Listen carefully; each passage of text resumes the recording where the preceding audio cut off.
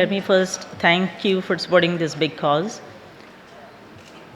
When I told someone that I'll be here this evening, he said that India should be seeing good days because the World Bank promised $1 billion for elementary education in India.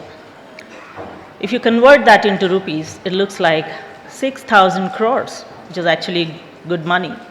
But at this point in time, I'd like to remind you that the World Bank has actually given India, between the years 2004 and 2012, something to the tune of $1.8 billion, which is something like 10,000 crores for Indian elementary education.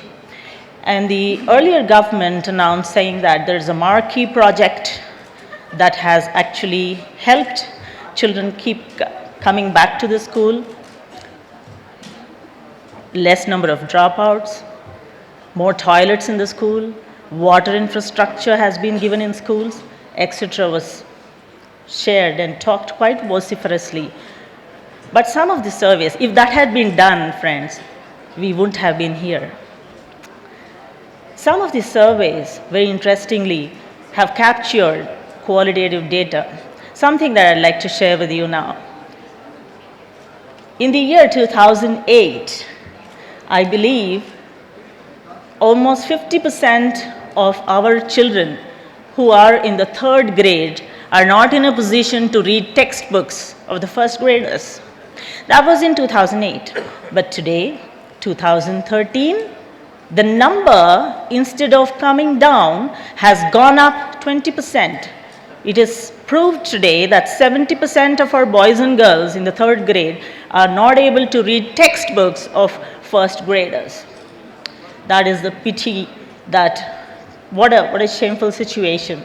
And that's all the more reason why all of us have to really volunteer and do very well. I'd like to quickly talk about 4 international examples that India can seriously look at.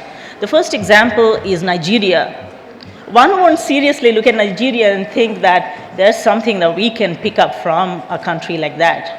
But surprisingly, 20% of the schools there are connected with ICT. Information, communication, and technology has created a revolutionary change in those schools, and they're today creating a corpus of knowledge that they are sharing amongst their schools, and not only in Nigeria, but that has become a world knowledge today. The other country that India can perhaps look at is Finland.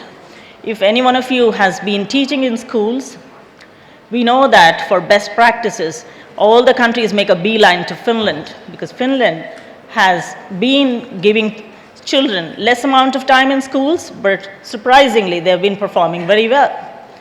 Now, that comes as a big surprise to the United States as well, because US believes in what we call as the STEM framework: science, technology, engineering, and mathematics. But Finland has not done that. Trains children in life, trains children in nature. And that's why it's surging ahead.